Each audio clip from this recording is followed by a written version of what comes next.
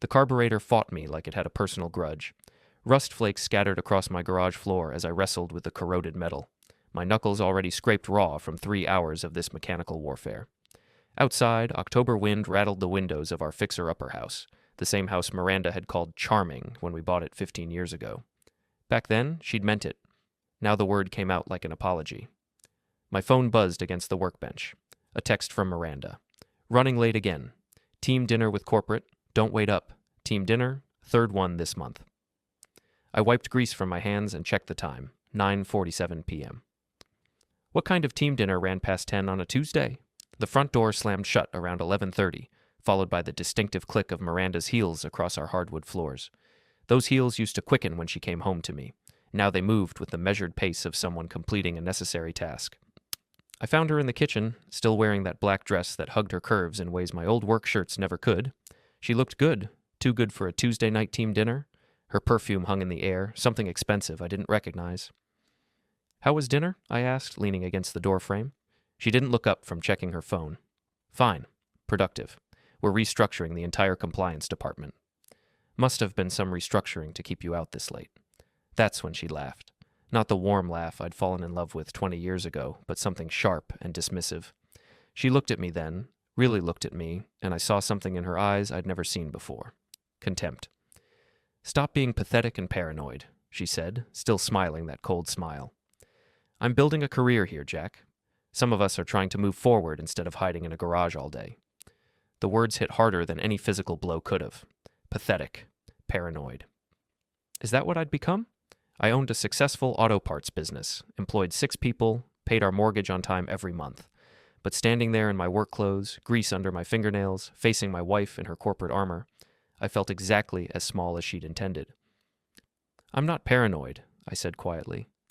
I'm concerned about us, about what's happening to our marriage. She was already walking toward the stairs. Nothing's happening except you imagining problems that don't exist. Maybe if you spent less time obsessing over my schedule and more time figuring out how to grow your little business, you'd understand what real work looks like. Little business. 23 years I'd been building Callahan auto parts from nothing, and she called it little. I stood in that kitchen long after her footsteps faded upstairs, long after the bedroom door closed with its soft but final click. The house settled around me with small creaks and sighs, the same sounds that used to feel like comfort. Now they felt like accusations. Something was wrong. Had been wrong for months, maybe longer. The late nights had started gradually. 1 team dinner became 2, became 3 a week. Business trips that used to include family photos now came with vague explanations and irritated responses when I asked for details. She'd changed her phone passcode, started doing her own laundry, bought new underwear she never wore around me. But every time I brought up my concerns, I got that laugh. That dismissive, condescending laugh that made me feel like a jealous teenager instead of a husband with legitimate questions. Maybe she was right. Maybe I was being pathetic and paranoid. Or maybe I was finally paying attention. The next morning, Miranda left for work before I got up, which had become her routine. I found a note on the coffee maker. Early meeting. Taking car in for service after work. Will be late again. Her car was a 2-year-old Honda Accord, reliable as sunrise. I'd serviced it myself 3 weeks ago. Everything was perfect. I called Duke's Automotive, the shop she usually used when she didn't want me working on her car. Duke had been fixing cars in this town for 30 years. If Miranda had an appointment, he'd know about it. Jack, good to hear from you. What can I do for you? Hey, Duke. Miranda said she's bringing her Accord in today. Wanted to make sure you had everything you needed. Silence stretched across the line. Then, I don't have any appointment scheduled for Miranda today. Haven't seen her in months, actually. Her car giving you trouble? My hand tightened around the phone. No trouble. Must have gotten my wires crossed. Thanks, Duke. I hung up and stared at Miranda's note. Such a small lie. Such a simple thing to check. But if she was lying about this, what else had she been lying about? The paranoid husband would let it go, would make excuses, would trust his wife despite the evidence piling up like autumn leaves in a neglected yard. The pathetic husband would confront her and get laughed at again. But maybe there was a third option. I pulled out my phone and searched for private investigators in our area. The first few websites looked like they'd been designed in 1995, all flashing text and promises to catch cheating spouses with blurry photos and dramatic confrontations. But the fourth result caught my attention. Greer Investigations. Professional, discreet, results-oriented. The office was in a strip mall between a dry cleaner and a tax preparation service, the kind of place you'd drive past 1,000 times without noticing. Inside, fluorescent lights hummed over industrial carpet and metal filing cabinets.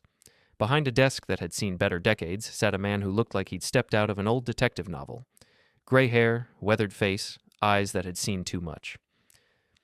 "Alistair Greer," he said, standing to shake my hand. His grip was firm, confident. "What can I do for you, Mr. Callahan?" I'd practiced this conversation during the drive over, but sitting across from him, the words felt clumsy in my mouth. "I think my wife might be having an affair." He didn't react, didn't offer sympathy or judgment, just pulled out a yellow legal pad and clicked his pen. "What makes you think that?" So I told him. The late nights, the new clothes, the changed passwords and vague explanations, the lies about car service appointments and team dinners that ran past midnight, the way she looked at me now, like I was something she'd stepped in. Greer took notes in shorthand, occasionally asking clarifying questions. How long had this been going on? Did I suspect anyone in particular? Had our financial situation changed? Did she travel for work? "Her boss," I said, answering the second question. "Derek Vance. He's married, mid-40s, drives a black BMW. She mentions him a lot, always in professional contexts, but the way she says his name, like it means more than it should." Greer nodded and made another note. "My retainer is $1,500. That covers initial surveillance and a preliminary report. If we find evidence of infidelity, we can discuss expanded services. If we don't find anything, you'll have peace of mind and a stronger marriage." I wrote the check with hands that barely trembled. $1,500 was a lot of money, but it was less than I'd spent on Miranda's birthday present last month, a weekend getaway she'd been too busy to enjoy.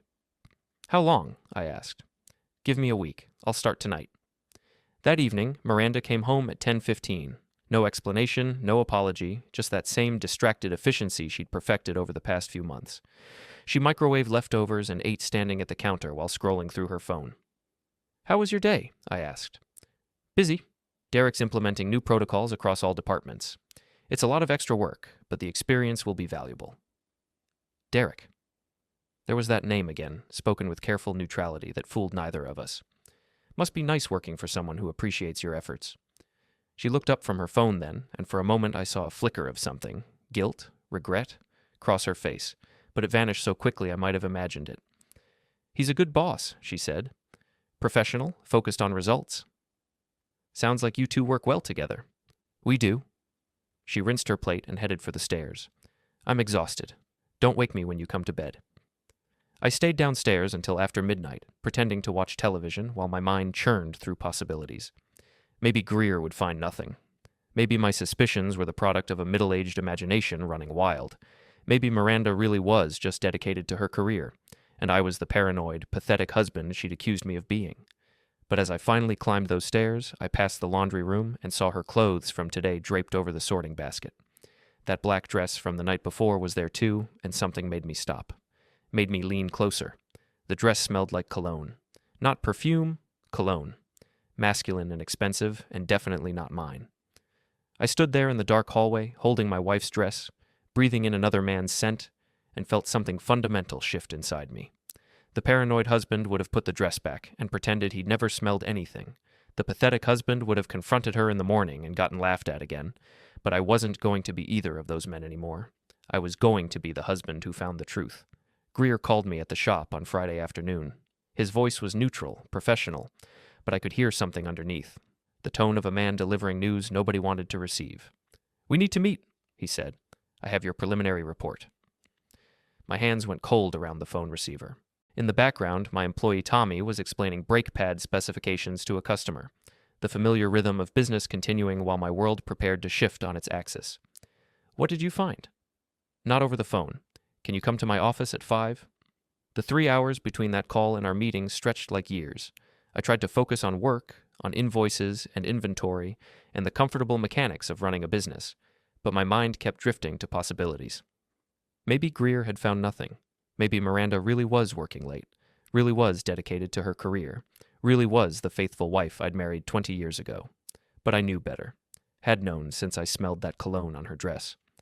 Greer's office looked exactly the same as it had a week ago, but the manila folder on his desk changed everything. It was thick, substantial, the weight of evidence made tangible. "Sit down, Jack."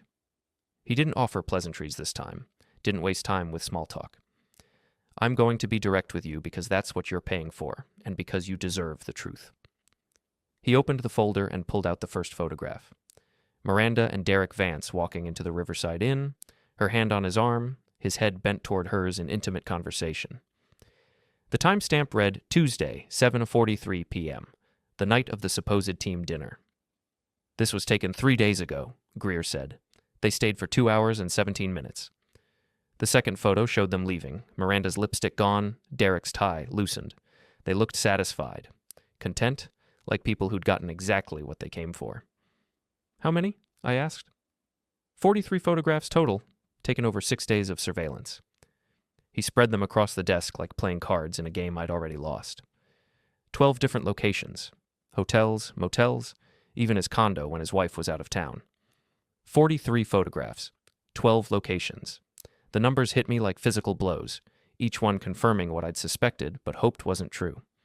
This wasn't a moment of weakness or a single mistake. This was a relationship, a pattern, a choice made over and over again.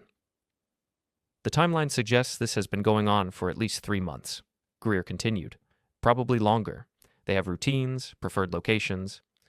Tuesday and Thursday evenings usually, sometimes Saturday afternoons when you're at the shop. Saturday afternoons. While I was working to pay for our house, our cars, our life together, she was in hotel rooms with another man. The betrayal was so complete, so thorough, that I almost admired its efficiency. There's more. Greer pulled out a second folder. Financial records. She's been using a credit card you don't know about. Dinners at expensive restaurants, gifts from jewelry stores, a weekend trip to Boston last month that coincided with a conference Derek attended. Boston. She told me she was visiting her sister. I'd even called to check on her, gotten voicemail, assumed she was busy with family. Instead, she'd been playing house with her boss in some downtown hotel. The credit card is in her maiden name, Greer said. Celeste Morgan. Opened 4 months ago. The bills go to her office address. 4 months. This had been planned, premeditated, executed with the same professional efficiency she brought to her corporate job. She'd created a secret financial identity just to fund her affair. The level of deception was breathtaking. What's your recommendation? I asked. Greer leaned back in his chair. That depends on what you want. Some men want to save their marriage, others want revenge, most want both, which rarely works out well for anyone. What would you do? I'd protect myself first, legally, financially, emotionally. Then I'd decide how much damage I wanted to inflict on the way out. I stared at the photographs spread across his desk. 43 moments of betrayal, captured in digital clarity. Miranda laughing at something Derek said, Derek's hand on the small of her back. The two of them looking at each other the way she used to look at me. I need copies, I said. Everything. Photos, financial records, timeline, locations, all of it. What are you planning? I'm planning to stop being pathetic and paranoid. That night, Miranda came home at her usual time, late enough to avoid conversation, early enough to maintain plausible deniability. She found me in the kitchen, sitting at our dining table with a cup of coffee and a manila folder. You're up late, she said, not quite meeting my eyes. Couldn't sleep. Kept thinking about what you said the other night. She paused in the doorway, probably trying to remember which particular cruelty I was referencing. What about it? About being pathetic and paranoid. You were right. Relief flickered across her face. Jack, I didn't mean... No, you were absolutely right. I was being paranoid, suspicious, asking too many questions about your work schedule, your late nights, your team dinners. I sipped my coffee, keeping my voice calm and conversational. So I decided to do something about it. She moved closer, cautious but curious. What do you mean? I mean, I hired a professional to either prove my paranoia or cure it. I opened the folder and pulled out the first photograph. Turns out, paranoia is just pattern recognition with better timing. The photo landed on the table between us like a grenade. Miranda stared at it, herself and Derek walking into the Riverside Inn, and I watched 20 years of marriage die in real time. Her face went through a fascinating progression. Confusion, recognition, panic, and finally, calculation. This isn't what it looks like, she said. I placed the second photo next to the first, then the third, the fourth. A timeline of betrayal spreading across our kitchen table like a toxic deck of cards. 43 photos, I said. 12 hotels, 1 boss, Tuesday night team dinners that happen in hotel rooms, Saturday afternoon shopping trips to motels, A weekend in Boston with your sister, who, by the way, was in Florida that entire week. Miranda's mouth opened and closed without sound. For the first time in months, she had nothing to say. The credit card was a nice touch, I continued. Celeste Morgan. Very professional. Though you might want to be more careful about the jewelry store receipts. Expensive gifts for someone who supposedly doesn't know you're married. She sank into the chair across from me, her corporate composure finally cracking. How long have you known? I suspected for months. I've known for sure for about 3 hours. What do you want? Such a simple question. Such a loaded answer. What did I want? I wanted my wife back, but she'd stopped being my wife months ago. I wanted our marriage to be real again, but it had been a performance for longer than I cared to calculate. I wanted to go back to being the trusting husband who believed in team dinners and sisterly visits and innocent explanations. But mostly, I wanted her to feel as small and foolish and betrayed as she'd made me feel. I want you to stop laughing, I said. Over the next 2 hours, the whole story came out. Not because Miranda volunteered it, but because I had documentation for everything. The affair had started 6 months ago at a company retreat. Derek had been pursuing her for over a year, sending flowers, expensive lunches, private meetings that had nothing to do with business. She'd resisted at first, or told herself she was resisting, but the attention was intoxicating after years of feeling invisible in our marriage. You stopped seeing me, she said, as if that justified anything. You stopped trying. You were always in that garage, always working, always too tired or too busy or too distracted to notice what I needed. What you needed was a hotel room with your boss. What I needed was to feel wanted, desired, important to someone. You were important to me. You were everything to me. Were, she repeated. Past tense. Even now, talking about this, you sound more interested in being right than being hurt. She wasn't wrong. Somewhere between seeing those first photographs and sitting across from her now, my hurt had crystallized into something harder and more useful. Anger, purpose, the cold clarity that comes when you stop trying to save something and start planning its destruction. What happens now? She asked. I gathered the photographs and slid them back into the folder. Now you get to explain to Derek that his wife will be receiving copies of these tomorrow, along with HR at your company and my attorney, and anyone else I think might be interested in your professional development. Her face went white. Jack, you can't. My career... Your career? I laughed, and it sounded exactly like hers had a week ago. Sharp, dismissive, cruel. You should have thought about your career before you started conducting performance reviews in hotel rooms. Please, Derek has a family. His wife doesn't deserve this. Neither did I. She tried tears next, then anger, then bargaining. She promised to end it, to quit her job, to go to counseling, to do whatever it took to save our marriage. But we both knew it was too late for that.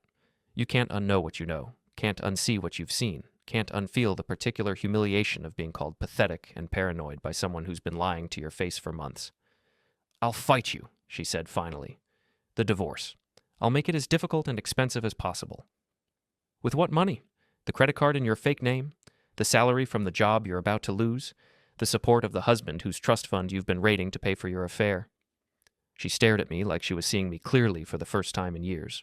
You've changed? No, I said, standing up and taking my folder of evidence with me. I just stopped being the man you could laugh at. I left her sitting at our kitchen table, surrounded by the ruins of her carefully constructed double life. Tomorrow, Derek Vance would learn that his wife knew about his extracurricular activities. HR would receive an anonymous package detailing inappropriate conduct between a supervisor and his direct report. My attorney would begin divorce proceedings with enough evidence to ensure a favorable settlement. But tonight, I sat in my garage with a beer and the satisfaction of knowing that Celeste Morgan, whoever she thought she was, had finally stopped laughing. Monday morning arrived with the kind of crisp October clarity that makes everything look sharp and defined. I was in my office at Callahan Auto Parts, reviewing inventory reports, when my phone rang. The caller ID showed Derek Vance's number. I let it go to voicemail. He called back immediately, then again. On the fourth attempt, I answered. Jack. His voice was tight, controlled, but I could hear the panic underneath. We need to talk. Do we? Look, I know what you think you know, but I know exactly what I know, Derek. And 43 photographs worth of knowledge, 12 hotels worth of understanding, 4 months of credit card statements that paint a very detailed picture. Silence stretched across the line. Then, what do you want? Everyone kept asking me that question, as if the answer wasn't obvious, as if there was some negotiation to be had, some deal to be struck that would make this all go away.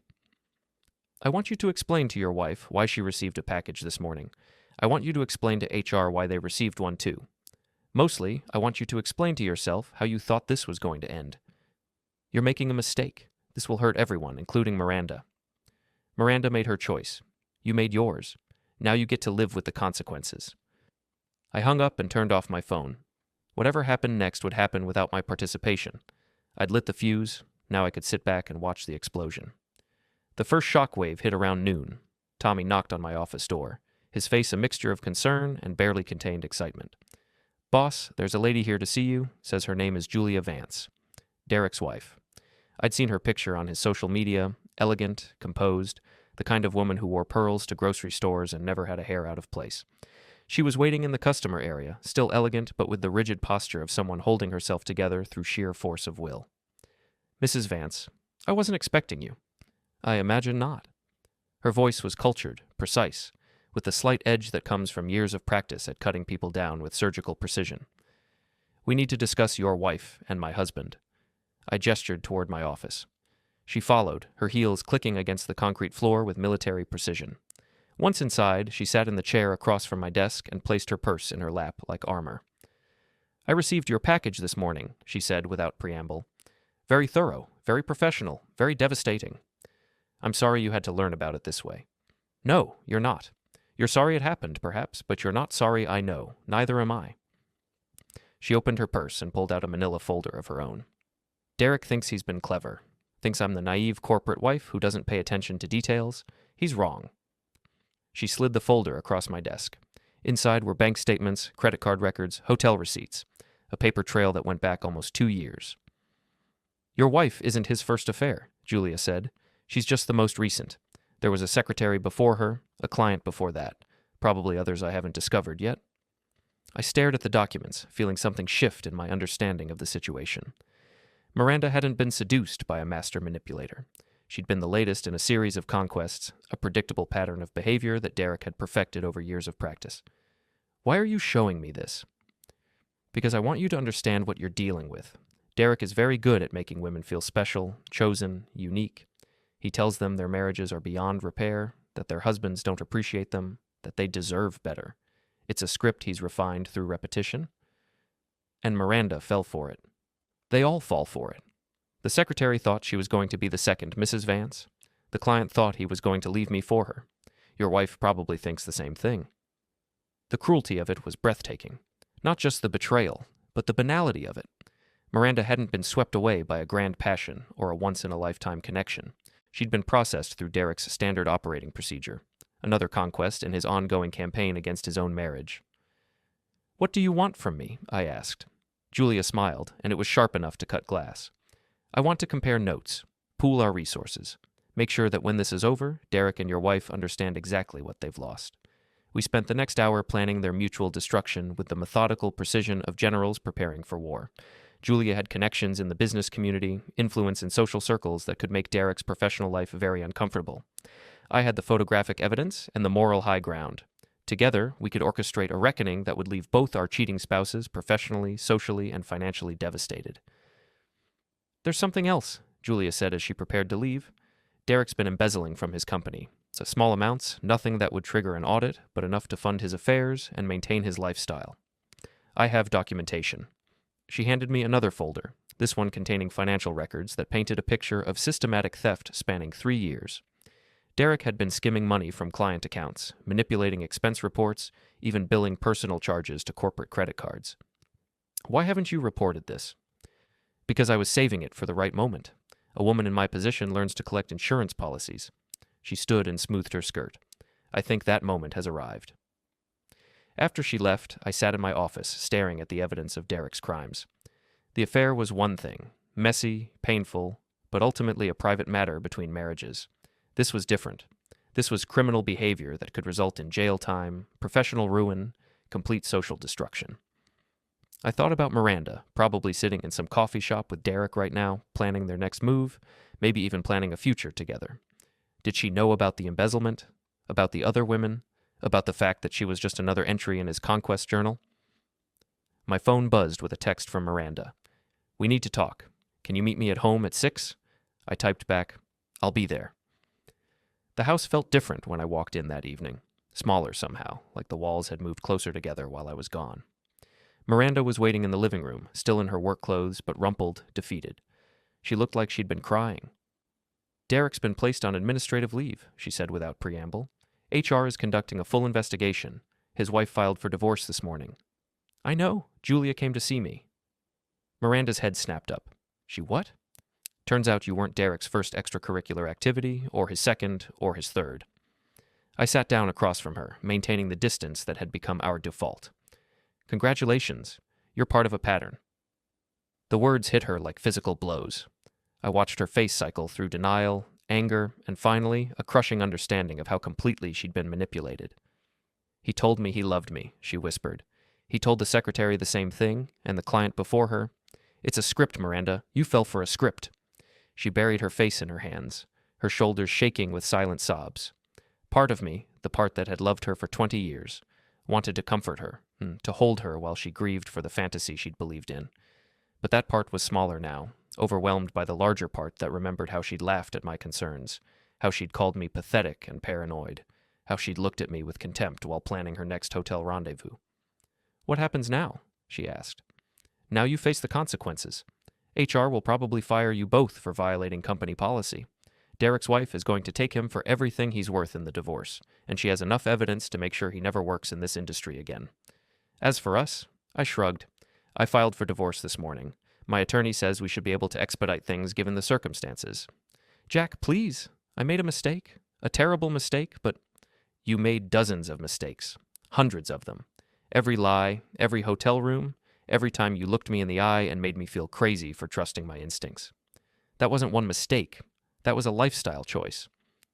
She tried to argue, to minimize, to shift blame.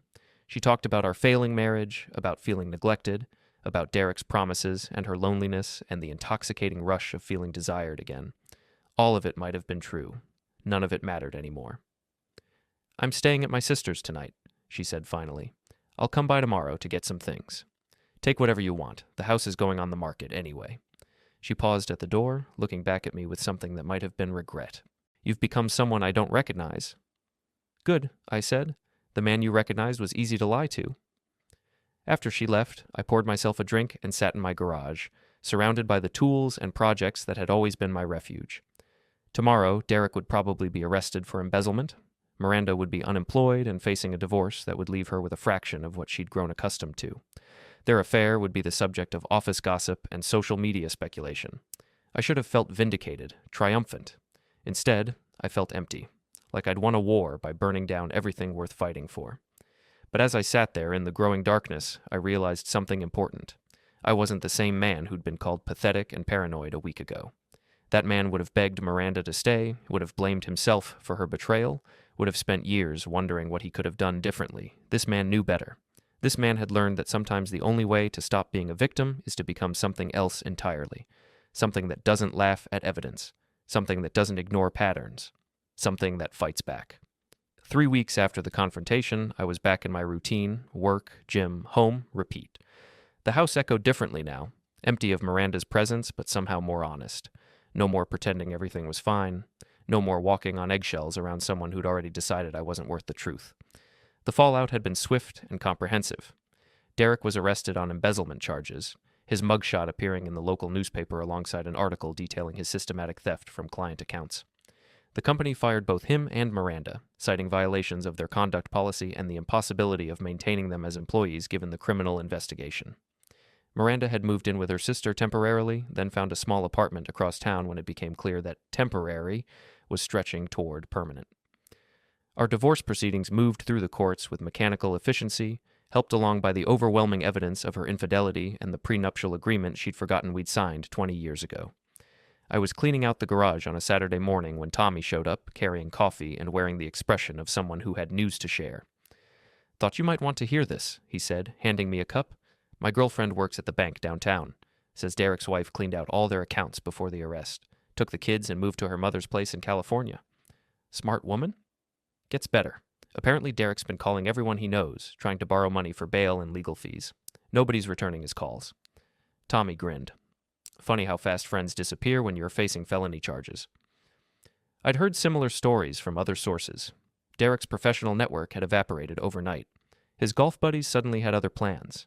The social circle he and Julia had maintained for years had collectively decided they'd never really known him that well. "What about Miranda?" I asked. "Word is she's working at that temp agency on 5th Street, answering phones, filing papers, real come down from her corporate executive days." I tried to feel satisfaction at that news, but mostly I felt tired. The revenge I'd planned and executed had been thorough and effective. Both Derek and Miranda were facing consequences that would follow them for years. Justice, by any reasonable measure, had been served. So why did it feel so hollow? The answer came to me later that evening, when I was going through old photo albums, deciding what to keep and what to throw away. 20 years of marriage condensed into boxes of memories, vacations, anniversaries, holidays, ordinary moments that had seemed important enough to preserve.